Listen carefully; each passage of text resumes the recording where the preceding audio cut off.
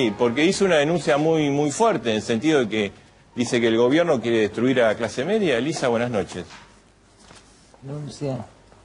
No, nosotros hemos denunciado a la presidenta, al jefe de la FIP, y en realidad lo hemos denunciado por violar la Constitución, nada más que por eso. Está el Código Civil, que establece que las obligaciones se pueden cumplir en dólares.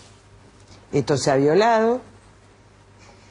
Hicimos esa primera denuncia. Vamos a seguir denunciando todas las violaciones a la Constitución que sean necesarias a efectos de preservar las normas jurídicas del sistema. Digo, acá las normas jurídicas del sistema permiten a las personas, empezando por la Constitución, hacer todo lo que forme parte de su decisión personal mientras no ofendan el orden público. En consecuencia hubo abuso de autoridad porque además el Código Civil autoriza a poder pagar, y de hecho muchísima gente tenía, por ejemplo, préstamos en las escribanías en dólares, y en consecuencia tenía que cancelar en dólares y no podía cancelar los dólares. Y no es que estamos atendiendo a la clase rica. Por ejemplo, estamos colaborando con un mozo de un restaurante que como recibía las propinas en dólares de los turistas, finalmente él había pagado, iba pagando su cuota, y de repente no pudo pagar su cuota. El acreedor le exige en dólares y él no puede pagar en dólares porque además la FIP no se lo da. En consecuencia se trata nada más que de preservar el orden constitucional, de preservar el orden jurídico. No me interesa hacer comparaciones. A esta altura, quiénes son los ladrones del país es más que obvio, pero sí me interesa defender los derechos y los intereses de las clases medias o de las... En realidad habría que corregir esto. Todo el mundo en la Argentina se siente de clase media, salvo los sectores más pobres y marginales.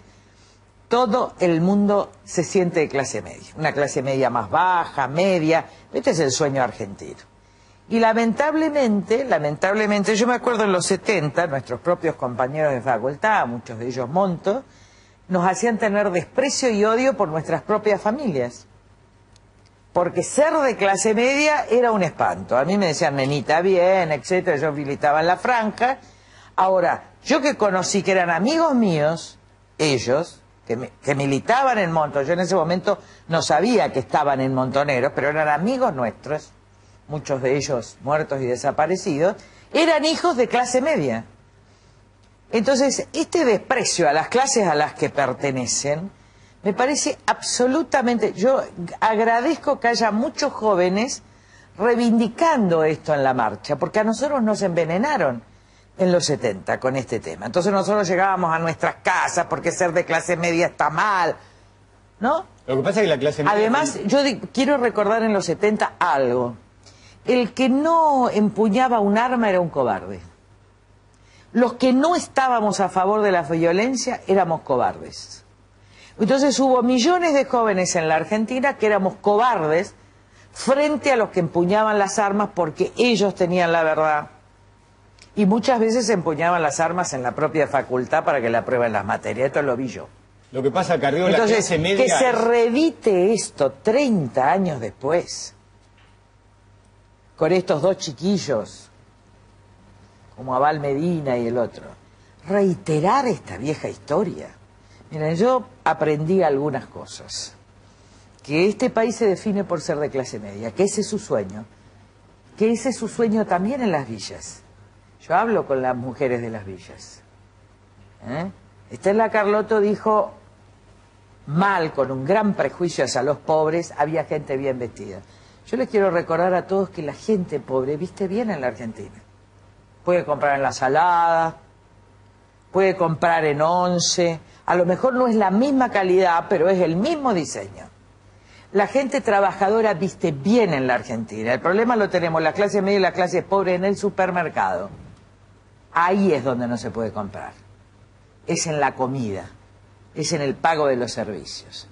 Ahora, el nivel de prejuicio contra las clases pobres que yo vi en las manifestaciones del gobierno habla de una especie de élite de vanguardia que custodia a los pobres y los usa, pero que no los conoce.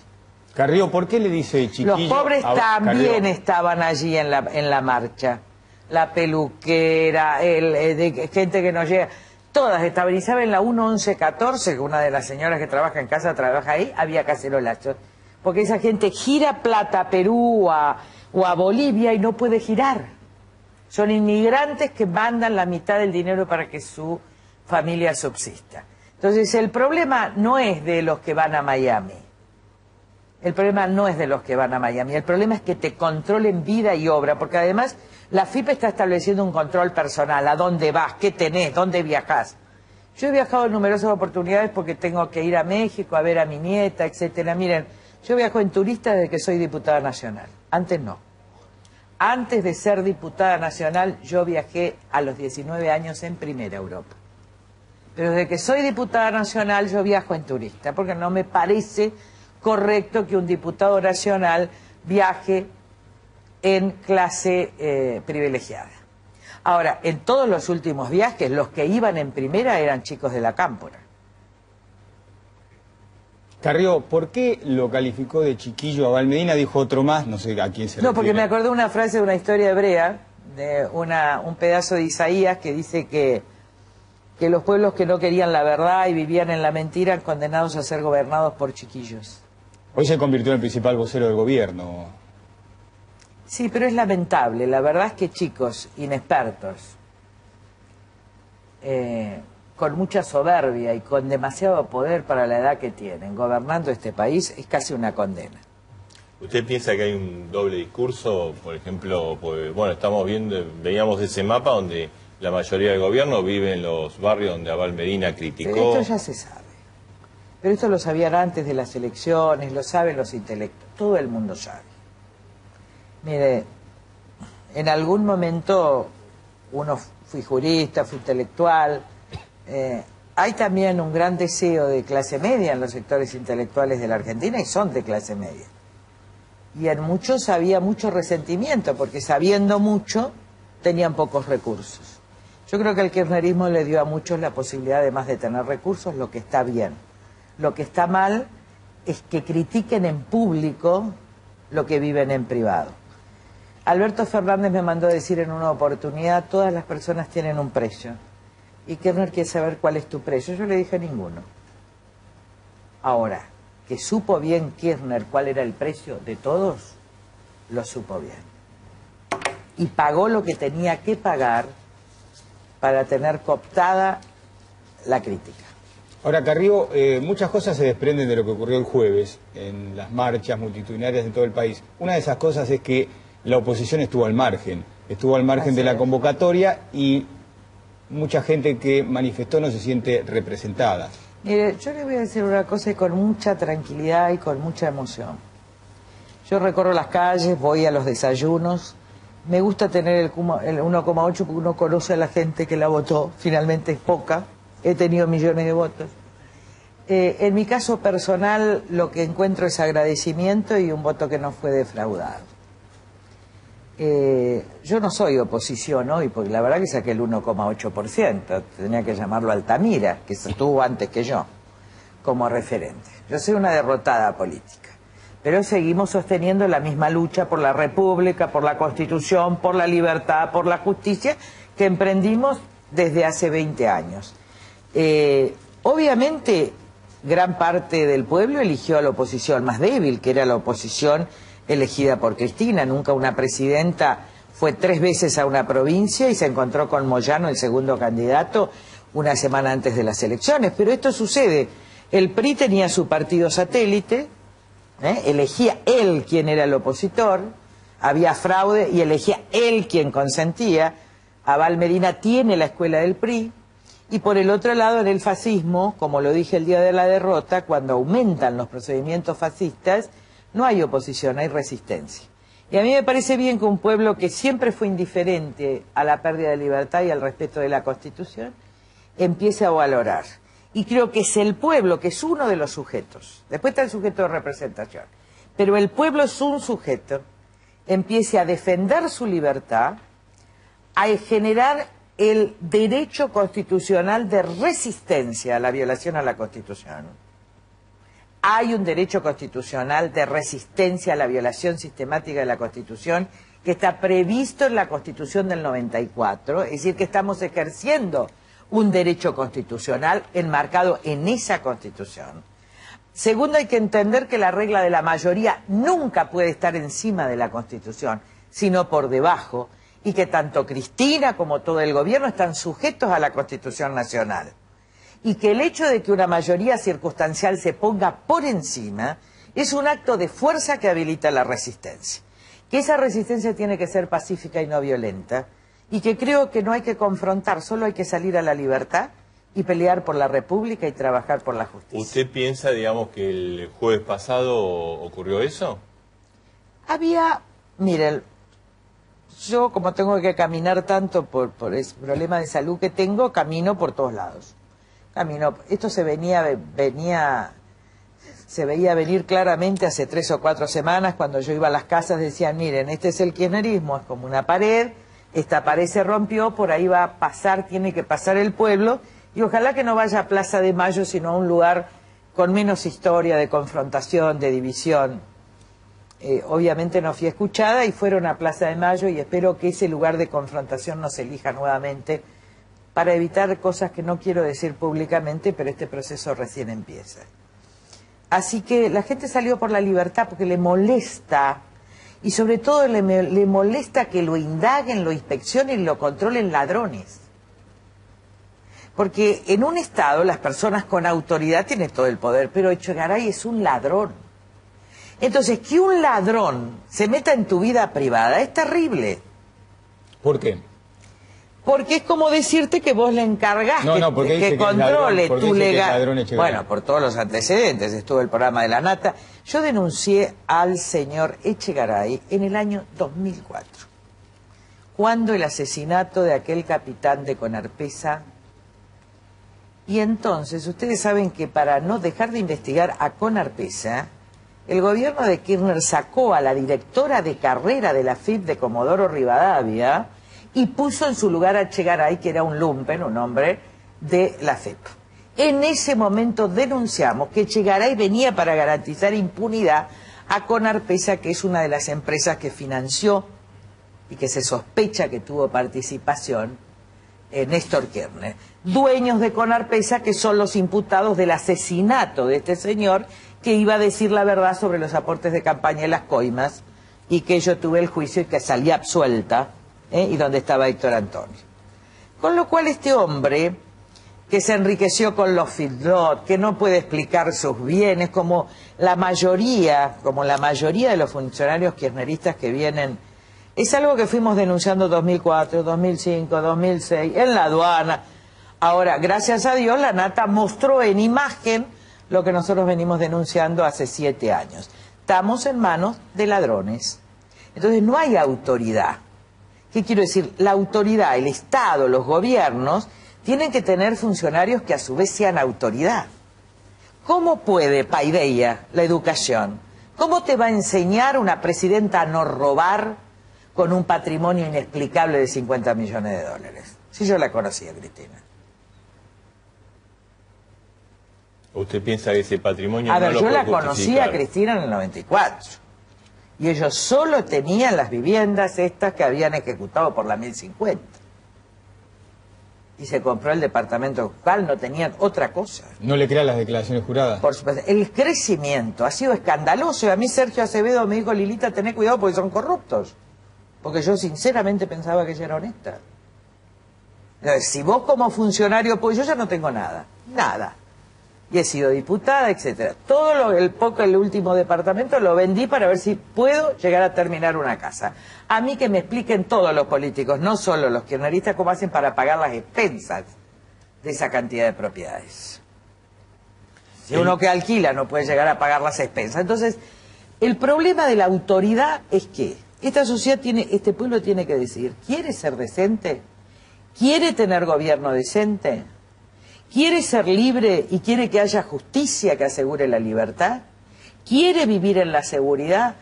Pero primero tenemos que decidir ser decentes, decidir ser libres y decidir qué gobierno queremos. Porque también es cierto que todos estos gobiernos, desde hace muchísimos años, son votados mayoritariamente por muchas personas que no les importa, porque dice roban pero hacen, mira el conurbano. No Elisa... importa que manejen la droga, pero hacen, y hoy se mueren los hijos por la droga. Entonces yo creo que acá la decisión colectiva es del pueblo, tiene que ser trabajada, tiene que ser mesurada y que tenemos que ir a la República y a la libertad. Elisa, hoy, bueno, habló la presidenta, no hizo cadena, pero sí habló hoy en la Casa Rosada. Había mucha expectativa, pero era la primera vez que hablaba después de la marcha del jueves pasado. Lo omitió, no habló. ¿Cómo interpreta esto? La política de comunicación del gobierno se basa en Murray Endelman, que se llama la política como espectáculo público, que aconseja a los gobiernos no hablar de aquello que no puede resolver, de lo cual no se puede hacer cargo. Por eso el gobierno no habla de la inflación, cada vez más alta, porque no la puede resolver, no habla de seguridad, porque no la puede resolver, y no habla de esta marcha porque la superó. Pero en algún momento va a venir la respuesta. Y la respuesta va a ser fuerte. Todavía no reaccionaron. Están estos dos chiquillos gritando, pero todavía la respuesta del gobierno no está. ¿Por qué no está? Porque todavía hoy no tienen seguridad de una capacidad de convocatoria como la del otro día. O sea, ¿usted piensa que va a haber contramarchas y, digamos, una forma es un proceso... Porque se habla que eso podría generar más división dentro de la Argentina. No, yo creo que la sociedad argentina no está dividida. Si hoy vamos a una villa... Yo hablo con mucha gente que tiene que salir de la villa para hablar conmigo, porque si hoy entras, los castigan después, quitándole los planes, cosa que nunca me ocurrió en ningún gobierno. El reclamo de la clase media-baja y de la clase pobre, de la clase que vive en las villas, es aún más fuerte que este, en materia de seguridad, en materia de drogas. Esta gente está a la intemperie en materia de seguridad. Les roban todos los días y los matan todos los días y no salen en los diarios porque no son importantes. Esta gente recibe los planes y tiene una especie de policía secreta en el puntero que además es dealer de la droga hoy en el conurbano. Esta gente no puede hablar. Y está muy bien que haya salido el voto libre de la Argentina, el voto que puede hablar, porque este es el que tiene que poner.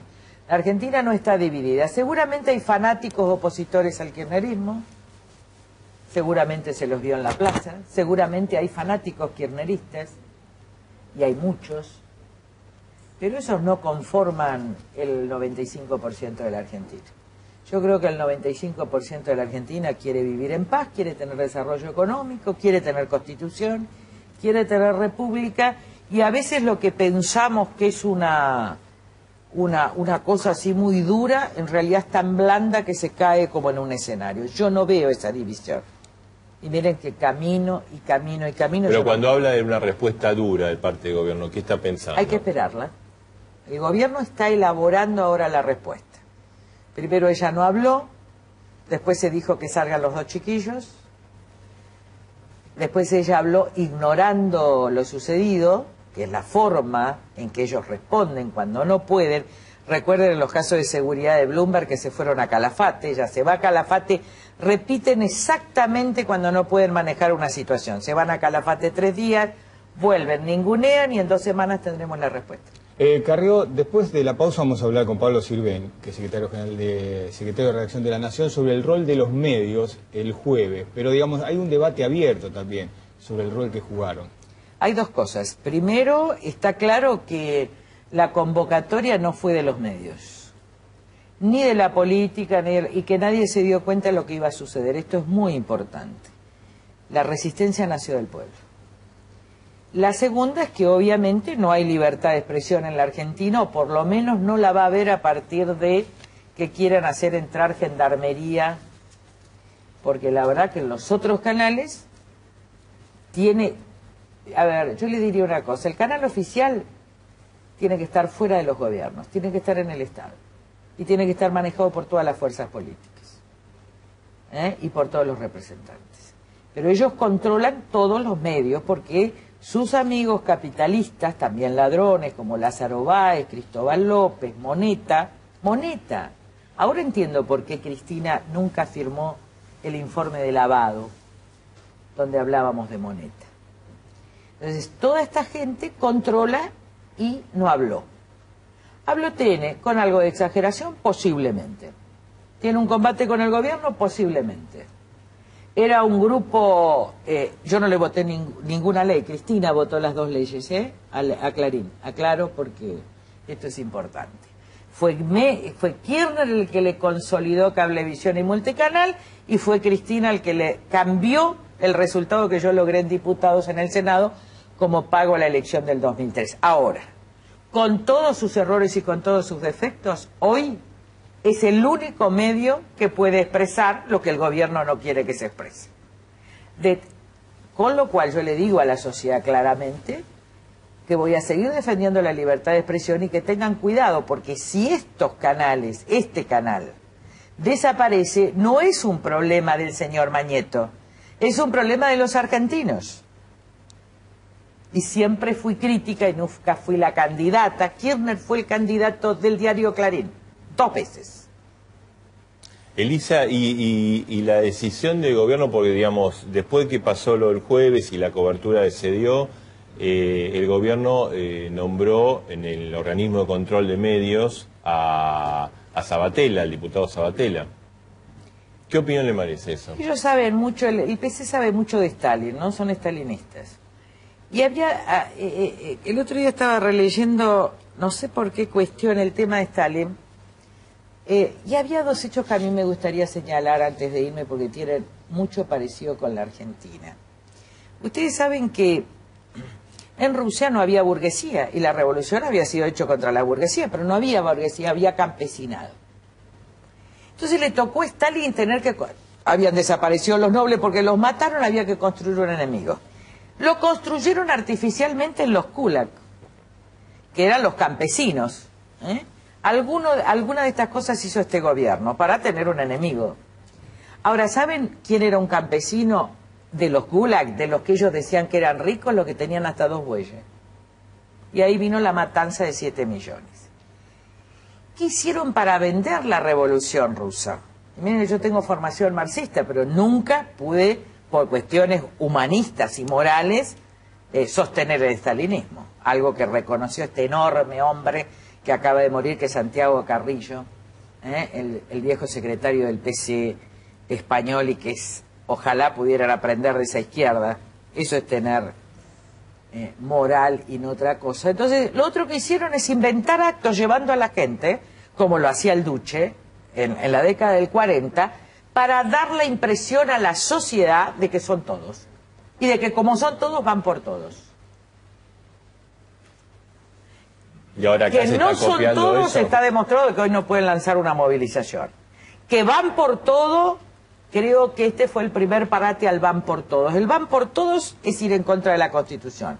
El van por todos es constituir una sociedad fascista. Hoy las clases medias le dijeron que no. ¿Usted sinceramente cree que con los gremios, con los gobernadores, con los intendentes, no están en condiciones de hacer una movilización? Pero las movilizaciones son reales, también ellos hacían la movilización. Digo, Sabatella es esto, es un estalinista y un oportunista. ¿Y usted piensa que está Como calificado para ejercer ese cargo? No está calificado de acuerdo a la ley. Está calificado para ser cruel. Está calificado en términos de la orga. Es un estalinista y todo estalinista es cruel. Elisa, hay, digamos, un tema que está, bueno, lo estamos viendo en las imágenes, ¿no? El gobierno, sobre todo después de la muerte de Kirchner, digamos, arroja digamos, la juventud está con el gobierno. ¿Está con el gobierno? Mire, esto es una de las cosas más lindas que pasó. Hay mucha juventud que está con el gobierno y que cree de buena fe en el gobierno. Pero hay muchísima juventud que está ahí. Hay una juventud que... Y yo respeto a la juventud que de buena fe está en el gobierno porque, bueno, es un proceso que lo tuvimos todos y que ellos ya encontrarán, si se lo siguen siendo, si recapitulan, tienen derecho a aprender y a creer y yo los respeto. Pero que hay, mire, los chicos fueron los jóvenes los que convocaron esa marcha. Convocaron a sus abuelos, que conociendo la historia fueron. Y los abuelos llevaron a los padres. Yo estaba en la calle y decía, Lilita, tenemos que ir porque mi hijo no sé qué leyó, mi nieto me dijo en Facebook. Así que fue una convocatoria que sí me interesa, es buena que se mantenga así, porque el pueblo tiene que crecer y tiene que decir qué clase de dirigente quiere. Yo creo que esta clase de dirigente no sirve, que esta clase de dirigente se ha enriquecido demasiado, y no estoy hablando solo del kirchnerismo. Ahora, usted, digamos, insistió en el tema de la corrupción y planteó mucho lo de Cristina Kirchner, que la conocía cómo vivía y cómo vive ahora, y sus bienes. ¿Este es un gobierno más o menos corrupto que el de Menem? Es que lo que pasa es que el corrupto anterior genera el piso del corrupto que viene. La coima anterior genera el piso de la coima que viene. Si la coima avalada por una sociedad y con impunidad del Poder Judicial de la Nación es del 7, el próximo gobierno la lleva al 15. Si el anterior gobierno, por ejemplo el de Menem, establecía que las coimas iban tercerizadas por algunas empresas fantasmas, ya Kirchner se apodera y es dueño de las propias empresas. Entonces se queda con todo el negocio y el sobreprecio. ¿Qué quiero decir? Que si seguimos en esta línea, el problema no es el ahora. El problema es que alguna vez tenemos que decidir en la Argentina vivir en el amparo de la República, de la Constitución, una democracia de mayorías y minorías, pero sostenidas en un Poder Judicial independiente. Digo, si esto no lo decidimos, somos el país que somos hoy, ante el mundo, una vergüenza. Miren, yo recorro el mundo y me da vergüenza. Lo que dicen es que somos una vergüenza. No dicen Cristina Kirchner. Dicen los argentinos son una vergüenza de corrupción. Creo que la mejor pancarta del otro día fue: no tenemos miedo, tenemos vergüenza, queremos vivir con dignidad. Usted, Elisa, bueno, es creyente, ¿no? Y Por hizo, ¿qué opinión tiene de las palabras de Cristina Kirchner cuando habló del miedo a Dios y un poco el miedo a ella? Miren, el amor y temor a Dios es un amor enorme a la trascendencia y a Dios, y el temor consiste en que el único temor del hombre que ama a Dios es desobedecerlo. Me parece que la señora Presidente no sabe lo que es eso, porque si no, no mentiría, no robaría. No sabe lo que es el amor y temor de Dios. Pero compararse a Dios es lo que hizo Kirchner, porque en el fondo lo que nosotros tenemos en la Argentina son ídolos de barro. Y lo peor que tenemos en la Argentina es la necrofilia. Convertimos en ídolos a cuanto muerto estuvo en la historia argentina. Y no estoy hablando de Kirchner, estoy hablando de todos. En vez de construir la vida a partir del respeto a la ley que funda la libertad, nosotros construimos el futuro en base a memorias mitológicas de seres que tuvieron niveles de corrupción, de degradación y de abuso tremendos, y que le hacemos mausoleos. A mí me parece que hay que dejar de hacer mausoleos y empezar a construir la vida en la Argentina. Este es el peor rasgo, de alguna manera lo vive en esa gran obra que presenté en Córdoba el otro día, Santa Evita, de Tomás Eloy Martínez. De qué modo la Argentina ama la necrofilia, y no solo el peronismo, ¿eh? Cada vez que camino por la Recoleta hay un acto radical, ¿eh? Se saluda a los muertos, pero no se imita a los muertos.